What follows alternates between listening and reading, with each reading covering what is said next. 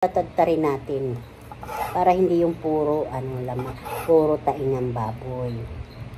Kasi para may laman-laman konti na malinamnam talaga ang sisig pag mayroon may laman na baboy. Laman ba? Yung hindi puro taba. Huwag kayo masyadong mataba. Kasi mataba na yung naghihiwa. Pwede ba ito kutsilyo? Ayan, ganyan. Oh, paano? Mamaya ulit. Diba? Baka bawal ang kutsilyo dito. Bagay, hinihiwa-hiwa talaga naman yung baboy po ng kutsilyo eh. Kasi, para mayroon naman po kayo nakikita kung anong ginagawa ni Ate B.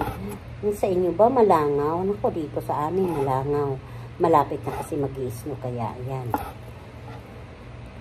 September na po. August na ngayon. August 20 na po dito sa amin. Ayan. Tapos September susunod. Ayan. Taglamig na naman kami.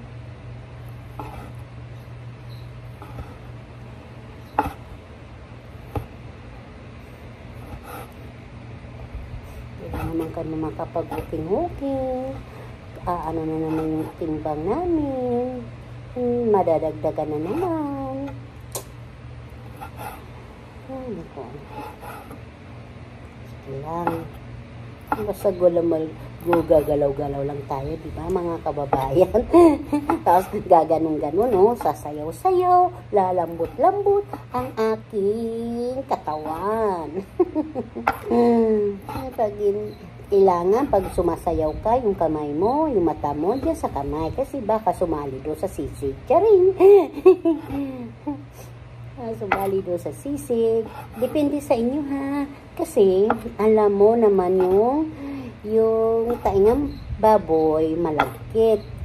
Kasi, mag-iingat kayo. Baka dumikit ulit, umanom, na hindi akala mo, ano na yun, tainga yun pala, daliri mo na ang hinihiwa mo. Ano mo lang yun. Ganyan. Tapos ganyan. Para po yung kamay mo. Sip. Hiwa-hiwain mo din yung maliliit yung laman. Para pantay-pantay tingnan sila. Pag kinain mo, pag hinain mo na sa pamilya mo, o sa mga bisita mo, kung pang bisita, yan. Ganyan talaga ang nanay sa taong pamilya sa ilaw na tahanan. Diba? Maalaga sa mga anak, sa mga apo, sa pamilya.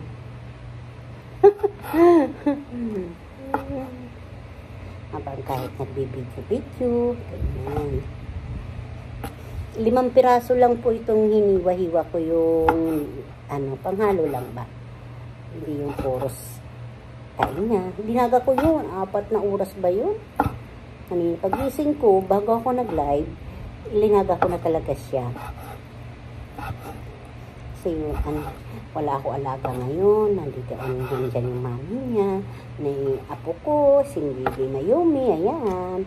May nag-aalaga sa kanya. Paano po? Muntik na yung kamay ko din tumalsik yung baboy. Buti. Nahinto yung pagkahiwa. Ay, nako. Tapos, tatagtarin natin ng ganyan. Ganyan. Ganyan. Tatagtarin po natin ganyan. Para po pantay-pantay sila. May malaki, may maliit. Diba? Kasi, pinantay-pantay mo na yung taingang baboy, gaganyanin mo. Tatagtarin mo. Ito ng sisig. Ito na po siya. Alo ko na po. Ano po yung nailagay sa ko. Sa video. Baka nahalo ito nito. Nahalo na. Tika lang po ha. Para lang yung Ay nako. Wait lang po. Baka kasi bumagsak eh. Hindi ako Ayan po, inano ko muna yan. Kinisa ko muna mga kababayan. Yung sisig. Lang ulit ha. Saka siling, pangsigang. Ayan. Pero hindi ko pa hinaluan ng itlog yan. Tsaka para mayonnaise na konti. Mamaya ulit po. Ayan mga kababayan, maganda po ang lugar. Puros po yung mga puno. O yan po ay tatabi muna kami yata ng anak ko kasi yan ang driver ko. Tingin-tingin tayo sa mga view mga kababayan. Ayan po oh. Lalabas na po kami. Ayan mga kababayan. Kasi buhay yung isa mo. CR na CR nila. Kalinis-linis. Yan. Parang kwarto. Nakakamanga. CR po ito.